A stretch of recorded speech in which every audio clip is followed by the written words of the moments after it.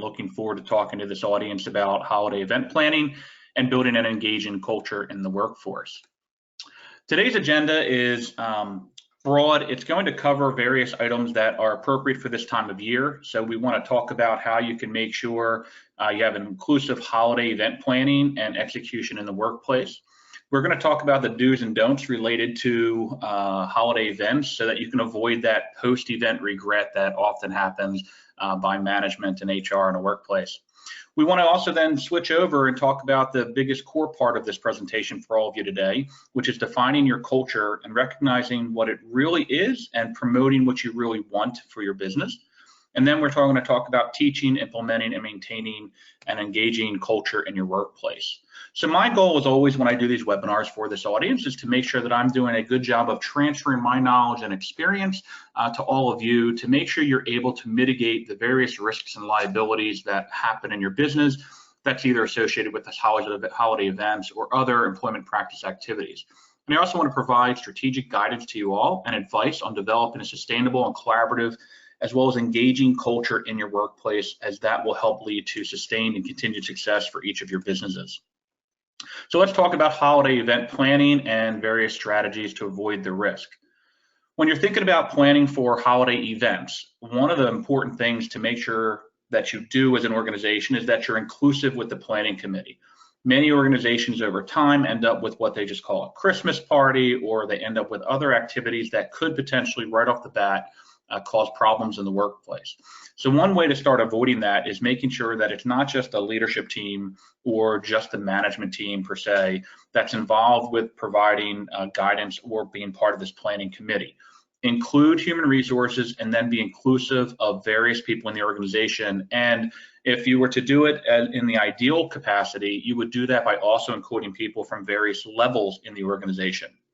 By including those different perspectives, you're going to have a recognition of diversity of thought. You're going to have a lot of different personal beliefs and a lot of different religious beliefs that are going to come across in the discussions, which will allow you to be most inclusive for your organization, to avoid the next bullet there, which is really critical as far as a risk to your business, is you won't be bullying anybody unintentionally through the process, and you won't be excluding anybody unintentionally. A lot of times organizations try to find a way to make sure that everybody's happy, and you can't do that. You certainly can't make everybody in your organization happy. I've certainly been in organizations where even around the Thanksgiving time, we had events where we were bringing people on site, their families, and having giveaways of turkeys, only to find out that certain people didn't like turkey and they were offended by it. So becoming inclusive and making sure that you're including your HR team or professionals and advisors, and then including as many members of the workforce as possible that can share the different perspective on a committee or representative of those various groups in your organization is very important to make sure you're doing the planning stages right. But now you've planned your event, and there's some things that a lot of organizations forget to think about or don't have experience thinking about if it's the first holiday event that you or your small business might be putting together. So selecting a venue and location can impact or create risk and liability for your organization. And on this slide, when I'm talking about risks and liability, the event, if it's sponsored by the business, it becomes a business or a company sponsored event that you have obligations as the employer to still protect your workforce. And so when you're picking the venue and location, it's important that you think about the risks associated with that. If you're going to have alcohol at the event, whether an open bar or a company-sponsored bar or some kind of limit, you've got risk associated with that. Transportation and lodging as a result of either location, distance, or timing, as well as the serving of alcohol in an event might create additional risk for you. And then determining who's even invited creates a risk. So whether or not you're inviting just your employees, whether you're inviting an employee and their significant other, you have less and less control over who's at this event or party or whatever you're calling it, occasion, social, or whatnot. And then there's dietary restrictions that different people, whether they're vegan, whether they have allergies, that you have to take in consideration because you could be putting your employees or others in danger or at risk at the event. And so when we think about it from an activities perspective, are there going to be any company-sponsored activities that place the employee in danger? And something as simple as a bowling activity or doing some kind of interactive team building where you're climbing rope ladders or you're zip lining or there's trampoline park. All of these create risk that you want to discuss with your insurance broker for workers' compensation and liability coverages to make sure if you're taking a large group of employees or employees and their friends or spouses or significant others, that you're not creating additional risk that could really put your business in danger. Going back to the alcohol topic, you want to be careful that if you're serving alcohol, find a way to limit it. And there's a few ways to do this. A practical way that some people is they just only have an open bar open for a short amount of time, and then the rest is on the employee. And generally at these events, employees are not going to spend a lot of their own money to continue drinking. The other aspect is that some organizations take a nice strategic approach and they give out, a 1 or 2 drink maximum. They could do this through a ticketing process or just by name, or someone from the organization kind of managing that process from whoever's serving the alcohol. But limit that, because after the event, those people leaving and driving home could then create some liability against your business for serving the alcohol that they were later in an accident for, or there was an injury. So sometimes you're going to have to consider, is there any lodging available, discounted lodging, blocking rooms, even if you're not paying for it, working with the hotel or something close by so that you can create the least amount of risk for your employees. The other item, something as simple as bowling. Someone could injure themselves, throw out a muscle, hurt their back, and then you lose productivity in the workplace because that person is out, plus you'll have a workers' compensation related claim. So you want to be careful with these risks. And thinking about this holistically of everything that might be involved, oftentimes this will drive you to change your venue or change your location or change the type of activity. This slide is not designed to scare you into not doing anything for your workforce, but it is something where you really want to make sure you're thinking about all the different things that could go wrong.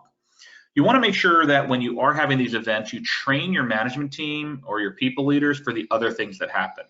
And that's around the, Monday after the event or after the weekend, they come back in the office and hear all the rumors of the crazy things that went on at the party.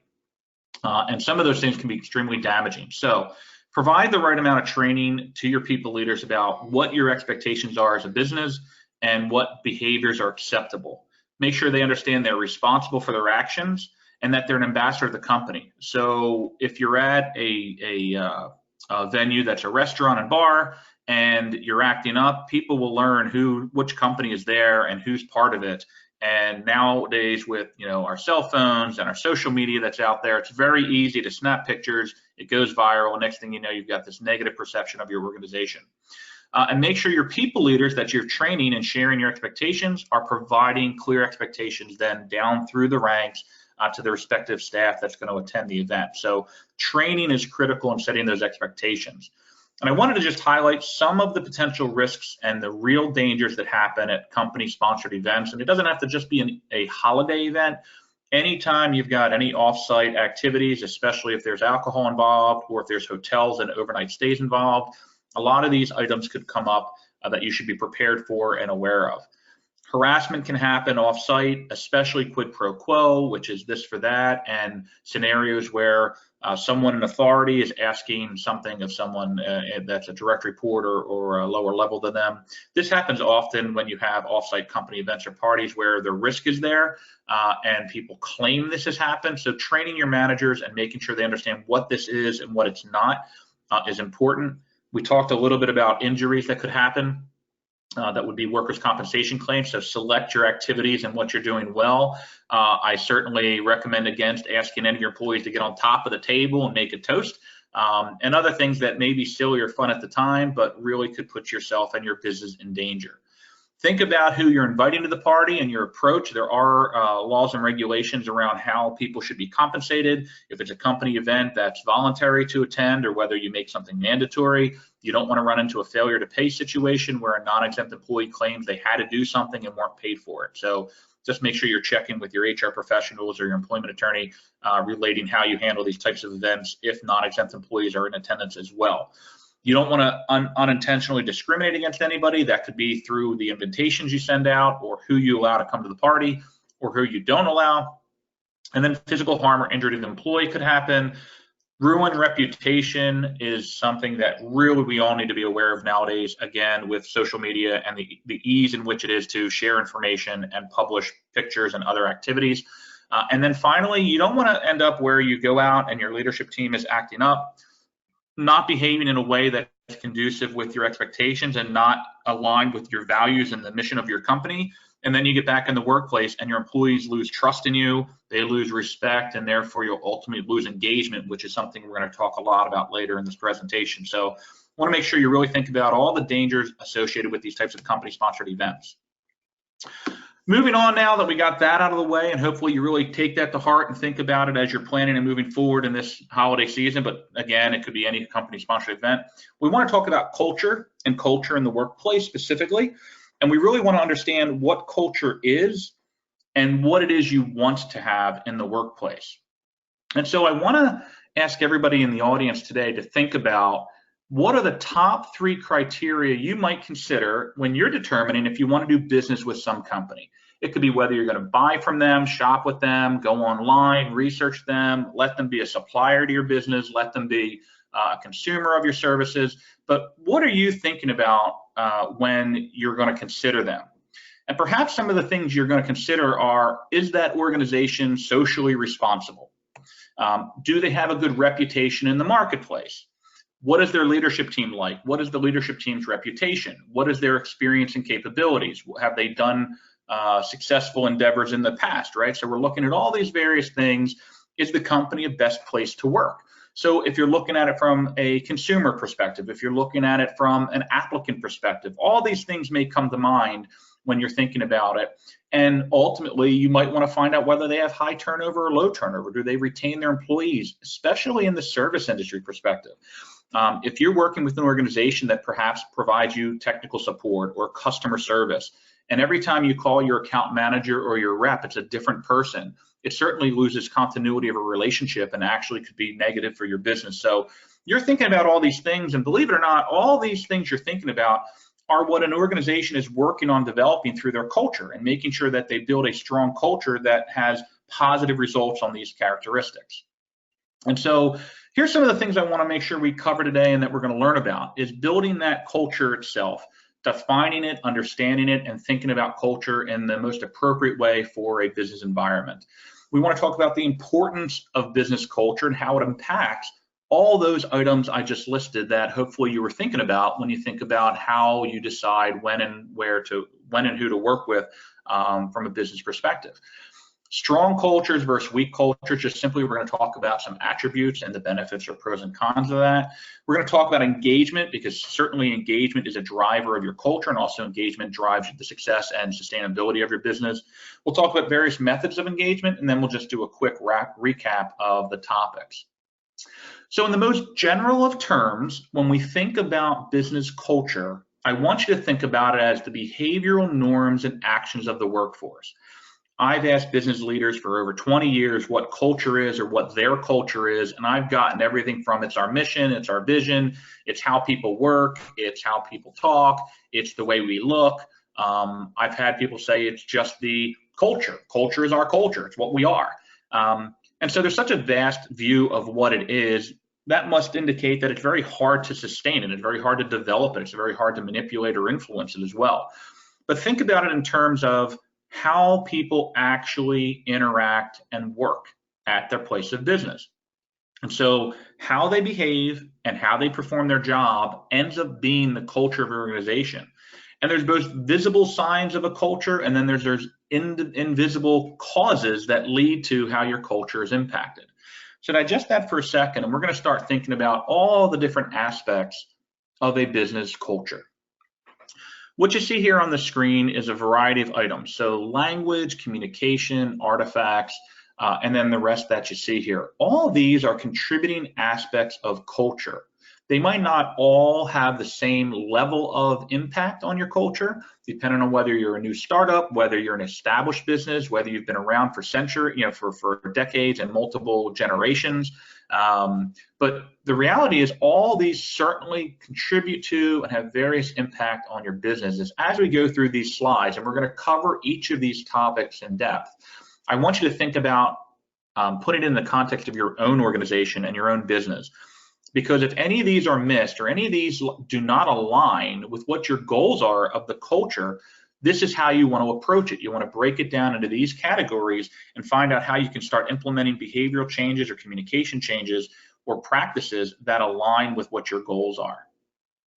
So we're going to start talking about language. So business culture in the terms of language. And I don't mean, do we speak English or do we speak Spanish? Do we speak German? We're not talking about the language you're speaking, but just language in general. And on the top right image, it just shows you people talking.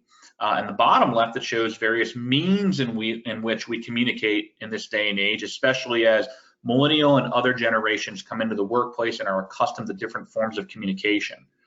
And so when you think about the culture of your business, think about how do people actually communicate with each other? How do they communicate with externals? How do people from the outside communicate with your business? What are the venues and the mediums you use to do that? What words do they actually use? Is the leadership team developing a mission and core values and a marketing strategy, but none of your employees speak those same languages? None of your employees use those same terms, which can cause a disconnect. How do they speak, right? How are they speaking with each other and how do they communicate?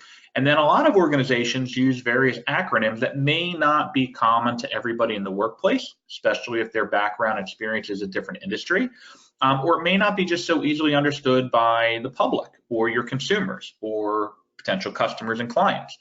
And so think about what you use in the workplace. I've certainly spent a majority of my career in the pharmaceutical industry, and I remember at one point in time getting like a 20 or 30-page document of acronyms. And if that wasn't bad enough, there were acronyms with the same 2 or 3 letters and different meanings depending on which department or function of the company you were in. So if it's that confusing or that cumbersome to an internal person, just imagine how it is externally. But your language of how you communicate in the workplace certainly is a component of culture, and make sure you're considering that as you think about what culture you want in your organization. So now we're talking about just communication. Who is allowed to talk to who in the workplace? How do you allow people to connect? What is your public relations with the outside world? What is your approach? Is anyone an ambassador of the company? Do you limit that to just certain people? Do you have a designated PR department? Do you educate your workforce on how they should communicate on social media? How do they deal with other businesses, and how do they actually reach the outside world with their information and topics? And so who's allowed to communicate and how they're allowed to communicate certainly contributes to your business culture.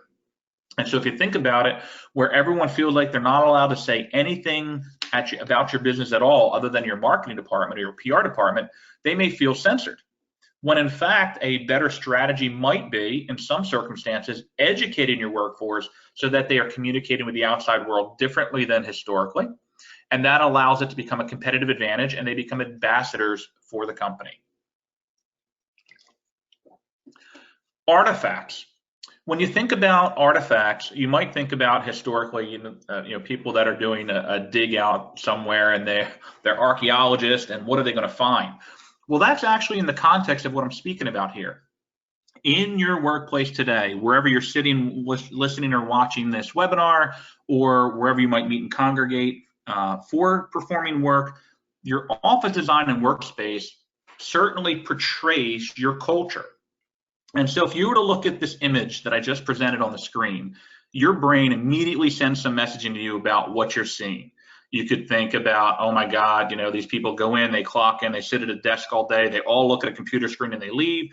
You might immediately have some perception of the type of work they do based on our society today. You might have some opinion about how they're working. You might think it's great. You might think everybody has the same size cubes. There's a lot of information you'll get from that, but no matter what you get from this image, you're getting some sense about what this business is about as compared to this right image. In this image, you see a very open floor space. You see monitors, you see workstations, you see almost a relaxing area where they put something that's fake grass on the ground. They have a lot of windows. It's very open at the top. There's a lot of lighting. And so each of these environments tell you something more than just where you can sit in the building, where you can sit and work. It's really sending quite a message as to how you operate and how you're going to work with your employees. Imagine coming in as an applicant to the picture on the right versus the picture on the left. If you were to walk down that hallway to go to a conference room to do an interview in the picture on the left, you might have a very different view of how people are treated or how people are communicated to or interact with their teams if you had to walk into the office on the right and see this open space, which immediately looks more collaborative or engaging. Doesn't mean one's better than the other, but the point of this slide and the point of this topic of artifact is that everything in your business and everything in your workplace contributes to that business culture. Dress code is another artifact because it's something visual and it's something that's usually promoted or restricted or established by the business. And so if you were in an organization and everybody you met or everybody that greeted you or all their marketing materials or all their advertisements or everything on social media reflected people dressed as the people are in this image, you're going to have some perspective or some perception about the culture of that company versus if you went into a workplace with the people on the right. Neither is right or wrong. It all depends on how you want to promote the business. We hear stories all the time about some large Fortune 50 companies that have people in shorts and flip-flops, and startup companies have this mentality. It's completely up to you of how you go about executing and implementing a dress code for your business. And you know, there's one train of thought that really focuses on, do I want a workforce that is there to represent well to the outside world? Or is my workforce one that I'm trying to make sure they're as happy, as comfortable, as relaxed, and as productive as possible? And there's a happy medium somewhere for every type of environment based on the type of work you're doing. Clearly, the people in both of these pictures would not be on a manufacturing line creating some product in the attire they're in. So it's not, this slide isn't about dress code, that you should change it or what you should have. It's just to highlight for you the reality that your dress code is reflective of your business culture. Now let's talk about the stories around your business, or the myths that you hear about in your organization, or the legends of how things started. Really consider that your stories that happen in the business impact how people view the organization or management or leadership, especially in the smaller organizations or startup. But then again, you have organizations that have been around for 30 years and new people coming on board were not there when these things happen. So they might have a hard time grasping why some people are so passionate about the mission or vision of a company because they know the stories and others do not.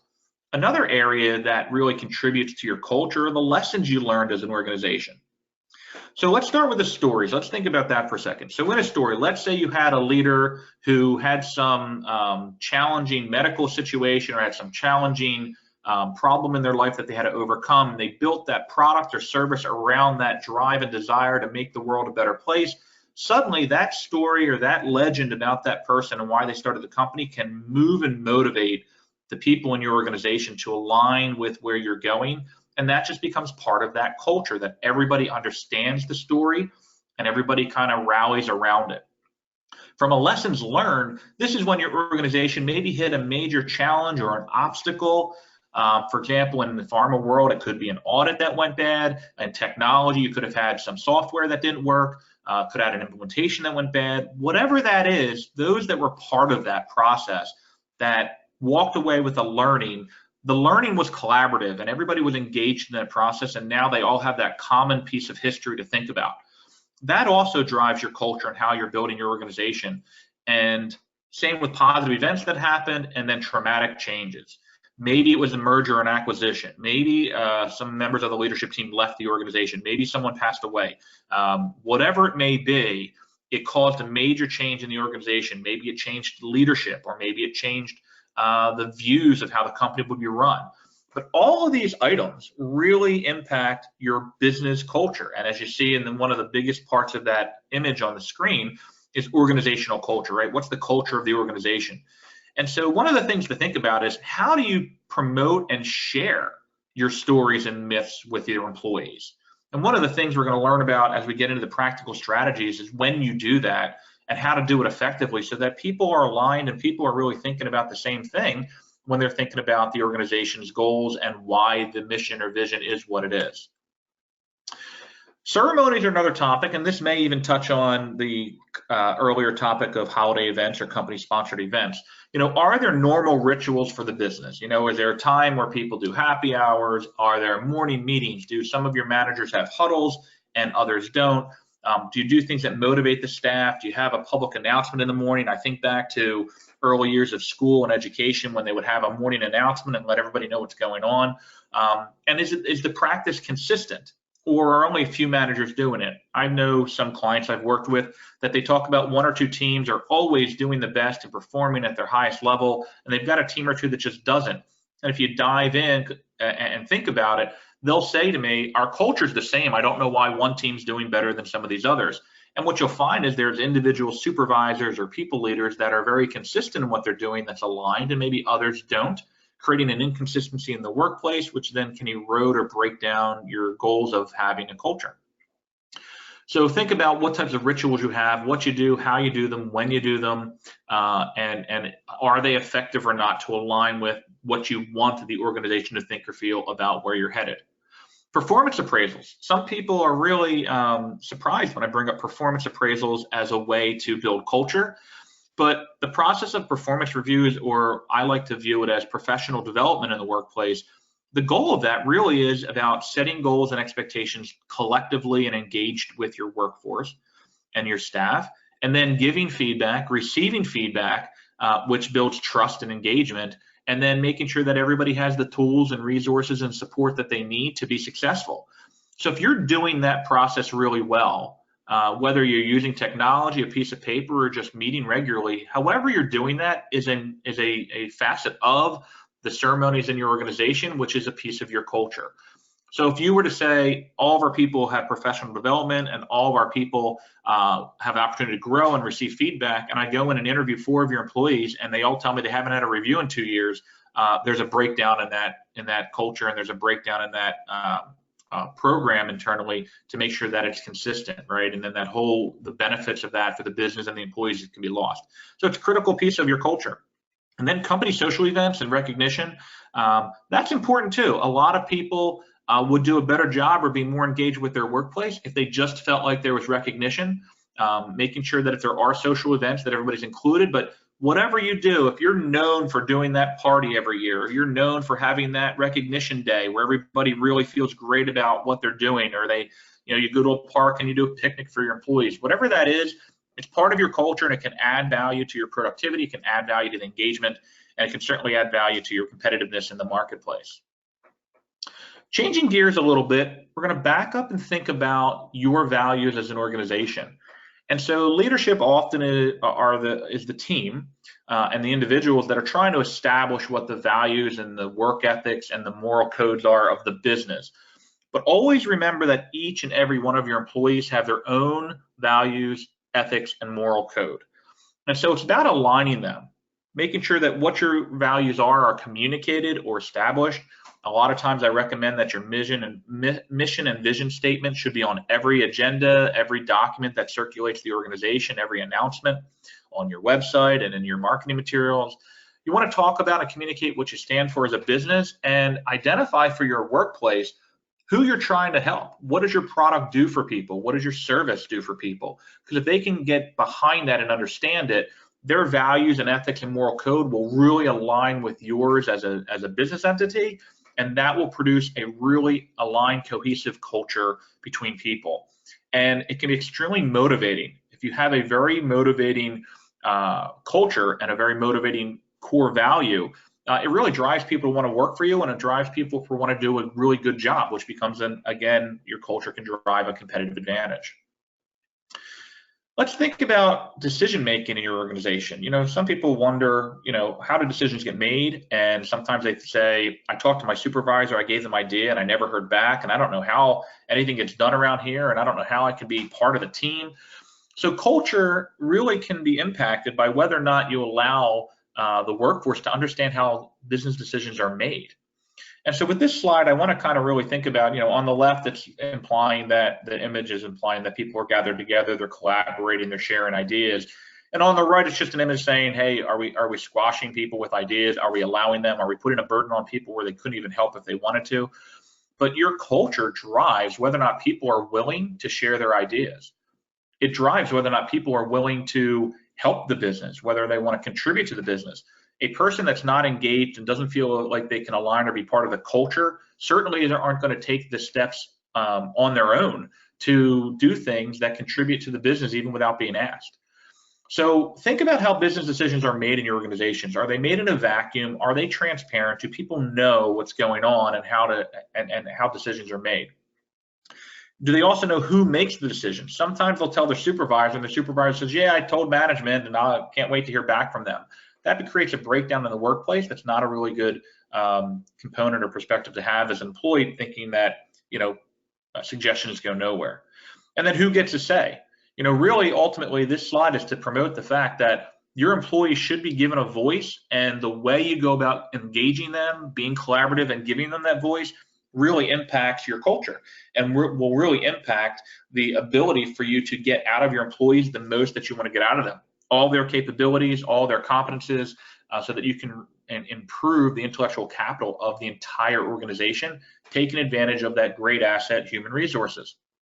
And so think about these things and try to make sure you have clarity around how decisions are impacting your culture.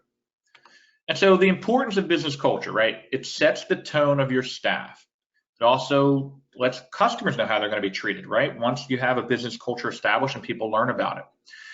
Your business culture dictates how people communicate with one another. So if you tell a new hire that, oh, we have an open door policy, and the reality is most managers have their doors closed, they're inaccessible, and you've got to go through 3 layers of gatekeepers in order to set up a meeting with them. That's your real culture, and it can be a problem for the workplace. So, culture does dictate communication in the workplace, and it does really spell out the morals and values of the business. So if the leadership team decides culture should be X, and the reality is that the people in the organization's morals and values do not align, it will really cause a breakdown and a disconnect between the workforce and leadership, and therefore your culture will be extremely ineffective. Another thing to consider in this day and age, in our current times with technology, is social media and web presence, and how you can leverage that to improve the culture in the workplace. You could have an intranet. You could just have your external website, but you can use these tools both internally for reinforcement and externally for awareness and branding to make sure people know what you're doing and how you're aligning with your core values. Things like, these are our core values for our business, or this is our social responsibility, or this is how we go about helping the community, are all great ways to not only say what you're doing, but demonstrate what you're doing to build your culture. And you can also promote thought leadership that can give an extra external perception of your culture. So if you have people in your management team, your people leaders, or your C-suite out in social media talking about your organization and talking about the things that are going on that are changing the way you do your work, changing the way customers are impacted or society is impacted, it's a great way to demonstrate and promote your culture, which then attracts more people who are aligned with your culture. So take advantage of social media and your web presence in consideration of culture. If your marketing professionals, either internal or external, are not talking to you about your branding and the presence that you have and how that can leverage promoting your culture, make sure you bring it up to them and ask them what they're going to do to try to align with that, because it's very important this day and age to make sure you're promoting as much as you can about your culture through all the different mediums and resources that you have. If we look at the comparison between the benefits and things that happen in a strong culture versus a weaker culture, on the left you'll see that when you have those core values closely held together and shared between the workforce and between leadership, you really have a good commitment to making sure it's getting done. And these characteristics on the left are what demonstrate a strong culture. People do accept it, they align with it. They know what's expected of them. They know how they should behave in the workplace. You generally will end up with a lower turnover rate, and you retain your employees much better because they're aligned with their values to the values of the company. So they don't want to readily leave. They want to find solutions and make things work. So that loyalty and trust and open communication happens more and more frequently, strengthening your culture and strengthening your business capabilities. It also promotes cooperation and teamwork. And why does it promote that? Because when people have common goals and they establish common goals together, they work together to accomplish them. And so if someone's falling behind or someone's not able to contribute, they can rely on that culture and really lean on it. And then they have organizational support. They know that the common views across the organization, across functions are there. And so when organizational support is readily available, it demonstrates a strong culture. And I think back to when I'm involved with Johnson & Johnson Pharmaceuticals and their credo, every project, everything that they worked on in various stages always seemed to tie back to this core value of the business, whether that's their engagement surveys or whether it was other work they were doing. And I've seen a lot of other organizations do a really good job of that, of driving their mission and their values into all the activities of the company, so that any level of the organization, if an employee asks, why are we doing something? Why are we executing this task this way? Or why are we doing this for our customers? They really can understand the why, which allows them to feel more connected to what the company's doing. On the right, unfortunately, are signs of a weak culture, signs of breakdowns or inconsistencies in your environment. So, values are different for different people. Leadership preaches one thing, but they don't actually practice it themselves. And we're going to talk about this.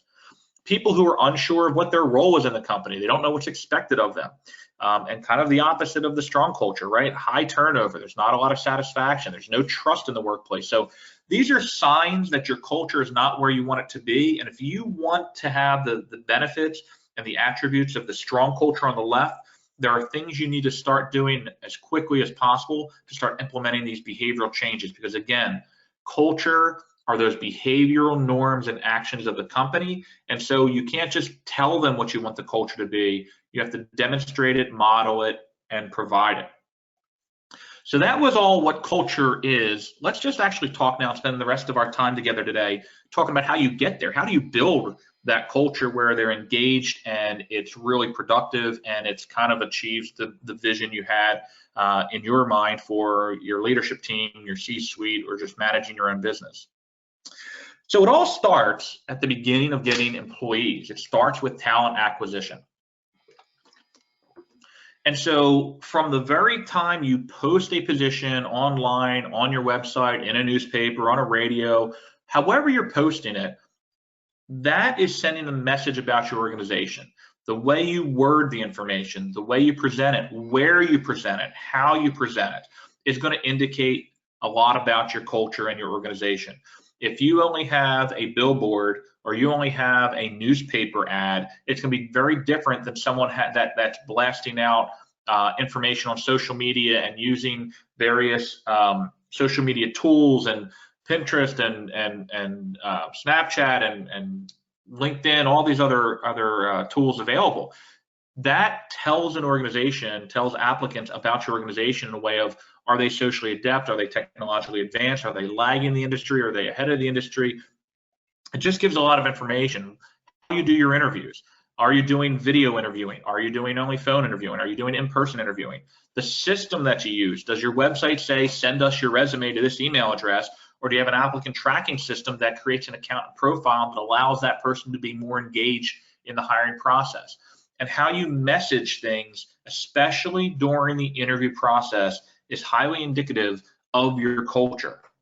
Therefore, when we go back to earlier in the slide deck, when I talked about training your managers, you really want to make sure they're well trained so that the messaging used in interviews and communicating to candidates about your benefits, the workplace, the culture of your company, you want that messaging to be very accurate and consistent. Once you get through the talent acquisition process and you've identified talent, now you've hired that talent and you're going to bring them into the organization. Before you get to onboarding, which is the training that happens for the specific job and they're getting into the organization, there's generally an orientation step. That orientation is usually the first day or first few days where they're coming into the organization and they're going to learn about the company, and they often usually spend a lot of time with HR that first day really getting information to put them into your system or hire them. Maybe you have electronic onboarding already. But orientation should really reinforce the culture, and it's your initial opportunity to really present your culture to that employee. They may have gotten snippets of it through the interview process, but now there's people dedicated to the orientation who really should think about it. And when they present company information, when they're going through and introducing you and giving you an overview of the role, when they're going through HR policies, and when they're talking about the facility or their workstation, all of that are the artifacts and items we've talked about earlier in this slide deck that build and demonstrate and represent your culture. And so this is your opportunity to live what you said and demonstrate it. So really don't neglect that orientation time as a tool and a means to building an engaging workforce through building a presentation of your culture. Onboarding is really the process of, now that they've been oriented, let's give them onboarding related to their job, which is going to be their job specific training, which is going to be, maybe shadowing, maybe they're working with a supervisor, maybe they're teamed up with a partner. But however you onboard your employees, that process should start reinforcing immediately what was communicated during the recruitment stages and what was communicated in orientation. Because if someone during the hiring process is told one thing, and by week 2 of onboarding, it's completely different for them, they're probably going to leave the organization or become very dissatisfied quickly. And so the point of doing onboarding, the point of making sure you're integrating the idea and concept of culture in your onboarding is significant, because the advantages are retention, employees that feel they can trust and engage you based on what you said. So it's almost a way of keeping your word from what you projected about your culture all across the industry, all across all mediums of communication, and now you're kind of living it and showing it. People leader training and coaching is critical. You have to teach your people leaders what your culture is and why it's important and how they should be consistent in doing it. But also you have to establish accountability for your workforce. So if your people leaders are not promulgating or demonstrating the right behaviors, it's important to hold them accountable. Being a supervisor or manager doesn't mean just get the service or product done quickly or effectively if they forget to emulate your culture and your core values and all the other things we've talked about today, so that there's a consistent environment for your workforce. And they have to demonstrate the behaviors they expect from the workforce. This goes back to, do what I say, not what I do. It's the exact opposite. Your leaders need to demonstrate and model the behavior for the employees, and that starts at the top. C-suite leadership must be involved in providing the right behaviors and actions so that everyone can model it after it. It's very hard to follow or lead somebody that doesn't do that, and you do not create followership in which people want to do a good job for their leaders if they're not consistently demonstrating those behaviors and actions that they're expecting from others. And be transparent. Make sure that you demonstrate that everybody is accountable to execute the goals and mission and values of the organization, so that the culture doesn't feel like there's certain people given preferential treatment over others. From training perspective, when you're thinking about that workforce training, so now you've trained your people leaders, now you want to talk about the training to the rest of the workforce. And it's critical to build an engaging culture of collaboration and thought leadership, which means you should be training people on how to work with each other, how to have diversity of thought, how to look at different perspectives and how to contribute, and how to demonstrate thought leadership in the workplace. And going back to how we make business decisions, this is a really key strategy and a tip for everybody on this webinar. Make sure you teach the workforce how to actually submit a business case to management. So you need to teach them, how does management make decisions? What are the critical factors? And then give them a tool or resources and the support they need to make those suggestions and recommendations. Having a suggestion box in the hallway where they drop in a note, they never hear back, they figure nothing's going to happen, and then they stop creating their ideas and submitting them to you isn't going to work. What works, or what is extremely effective, is giving them a tool to complete a document, a form, or something that actually breaks down all your decision factors. Could be cost, could be resource, could be a lot of other different things. But when you teach them how you make decisions and then give them an opportunity to present on a document that captures all that, it can be a tremendous benefit to the organization in getting information from them. And make sure you're giving your workforce a voice.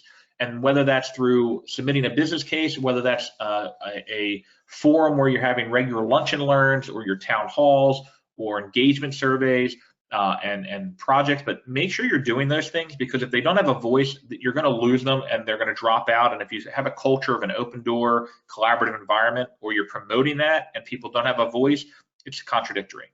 So it's not going to happen. Make sure you're measuring your culture, and which is very hard to do. It's easier said than done, but you want to measure it by saying, what are the key performance indicators? What are the key things? Is it communication? Is it participation? Is it promotional activities? Is it professional development of our team? Is it our retention rates? Find out what you want to measure effectively, and then go and have these engagement surveys around it. So some of your KPIs will be very factual and easy to collect the data and very quantitative. And then you're going to have these qualitative aspects of it that you're going to use these engagement surveys for. And I recommend doing it every year or every other year, where you have transparency with the results, you have transparency with the goals of it, you establish and implement real action plans based on the results of those surveys.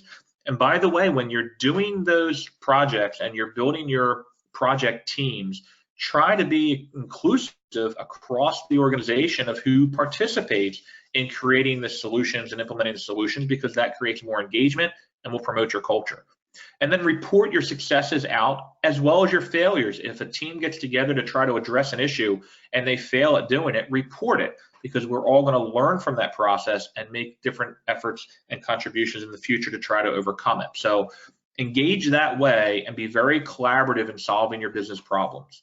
But again, if you're not going to take the steps to measure your success, to determine whether or not what you're doing is effective, don't bother doing it, because then you'll never be able to say, yes, we're on track, or no, we're not. And it's hard to measure an organization's success when you're doing it that way. So giving feedback, we talked a little bit earlier about performance management, and we talked about that's really critical for the culture. The reason why it's critical is because generally, if you're doing performance feedback effectively, it started with setting mutual goals collaboratively. You don't walk up to an employee and say, by the way, here's 8 things you need to do this year, have a good day. It should be collaborative, it should be explained, they should be engaged, and they should want to achieve those goals, and there should be some goals of their own for their professional development. So that becomes a way to align those expectations to the vision and mission of the company, to help them understand what the mission and vision is. And then it gives regular interaction throughout the year. And that regular interaction, if it's built into your culture, creates trust. It allows ideas to be exchanged, and it's a very powerful tool to make employees feel connected. And then they are more innovative and creative, which ultimately all this results in greater productivity, greater communication in the workforce. And if this is done well, it should become a competitive advantage for you in both attracting talent, retaining talent, and having better products and services for your industry and your market. Professional development is a critical piece. So performance feedback is about how they're doing what they're supposed to do. Professional development is doing that succession planning, helping that person achieve their personal goals, helping the business achieve the goals they want to accomplish through the workforce. And so if you can help meet the needs of the employee and you can help improve their competencies, that's better for both the business and the employee. And when you do that, and when you help people grow, it's going to improve retention and increase loyalty. And you'll hear this in social media, and you'll hear this online by famous CEOs all over the world, that if you invest in your people will invest in you and remain loyal. A lot of organizations I work with always get concerned about, hey, if we train people and they leave, what's the problem? And we've heard many times, if you don't train them, what's the chance of them staying, right? And what's the value for everybody? So if you have an environment of continuous learning and continuous professional development, will you have people leave the organization? Certainly. But will you have a culture of developing people? And that's very attractive to applicants and the outside world? Yes. And you can become a very well-respected organization by building a culture that is designed around professional development. Exit interviews is another category that I'd like to talk about briefly here, that you want to make sure you're not only engaging people on the front end, but that you have an engaging process on the tail end. And one way to do that is for people that exit the organization on a voluntary basis, that you reach out to them and have a structured exit interview process to collect information, so that you show them that you care about them still and that you want to understand where you can improve. So it's a great way to gather critical information and then focus on future retention activities.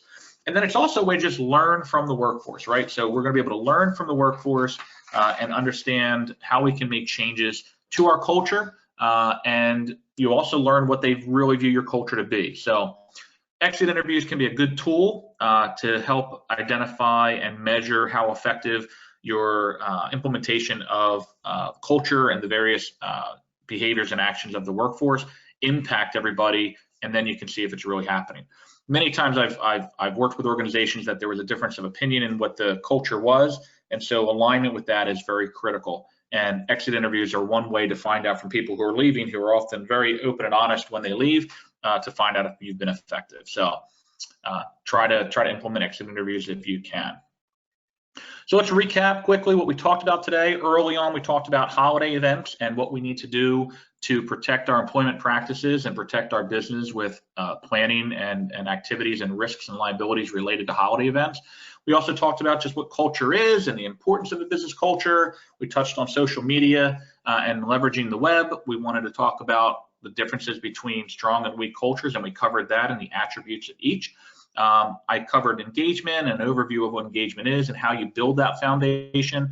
And then we talked about performance feedback, professional development, and exit interviews.